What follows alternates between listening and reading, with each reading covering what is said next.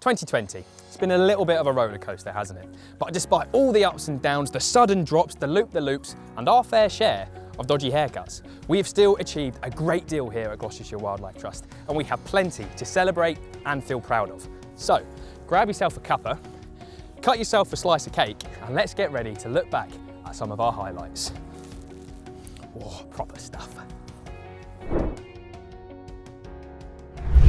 Working across the Trust, we've developed new resources to help support local parish councils to create neighbourhood development plans. Using the Gloucestershire Centre for Environmental Records, the service enables communities to play a stronger role in shaping the areas where they live and work, protecting and creating new places for wildlife. We have also delivered a pioneering new project with NHS partners that proved how the natural environment can support people's health and well-being.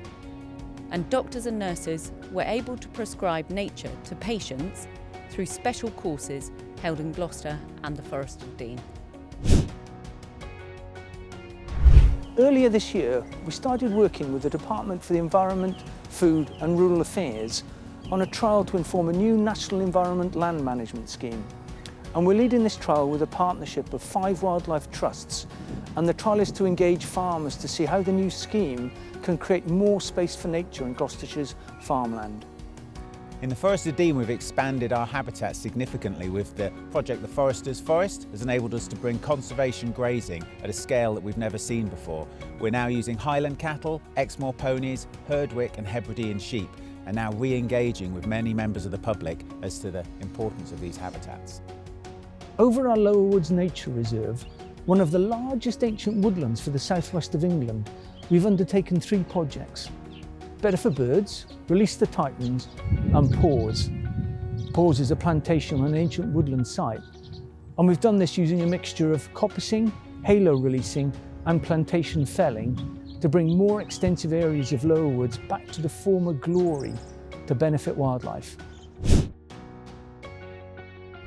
As part of the ERDF Wild Towns project, we've been continuing to create space for our urban wildlife to thrive, including migratory fish species and white-clawed crayfish. We've been creating habitat and engaging communities in Fairford, Cinderford, Cirencester, Tetbury, Moreton-in-Marsh, Stroud and Stonehouse. Over the past year, we've engaged with 1,966 people in these communities. So through our Hedgehog Way project, we've been working with communities in Cheltenham and Gloucester to improve connected habitats for hedgehogs. Encouraging residents to work with their neighbours to survey and track hedgehogs and supporting them to create new links between gardens and green spaces to create highways for hedgehogs. We're now back up and running with our Our Bright Future programme, running practical sessions for young people in urban areas across Gloucestershire, allowing them to get hands-on experience, work together and improve green spaces across the county. While learning new wildlife skills, they're also learning skills to support their movement into further training, work and volunteering. One of the things that's going to be really important going forward from this year is extending our reach, getting more people to love nature. As David Attenborough said, we're never going to solve the biodiversity crisis unless we can get more people to love nature. If there's any big take home from the pandemic, it's been that this has been a time for people to stop and to think how much about the things they value, including the natural world around them. I've never been prouder of the work we've done with communities and through our learning programme to extend our reach, and this is going to be even more important as we go forward. In this year, we were delighted that we hosted Springwatch and Countryfile and all kinds of TV programmes, but we're going to want to think about ways we can grow our reach even further in the year to come.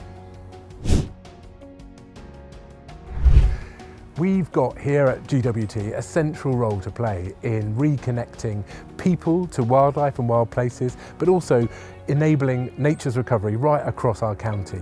But one thing's for sure, we could never do any of it without you. Thank you most of all this year to our members who've stayed solid behind us, to all our supporters, to the corporate supporters, to the grants and trusts and foundations, to those companies, to everybody who's made this year a really tough year possible for us. I absolutely can't thank you enough.